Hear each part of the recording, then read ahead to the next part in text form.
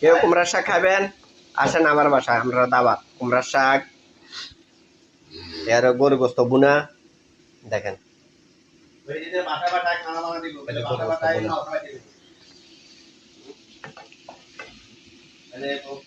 কুমড়ার শাক বাজে দেখতেছি, এরপর দিয়ে ডাল পাকাছি, ডাল আছে, এই যে ডাল। আসেন কে কে খাবেন আমার বাসায়, আমরা দাওয়াত সবাই। তেল কম হয়েছে রে ভাই, কত লবণ কম হয়েছে, লবণ দিতে আছি।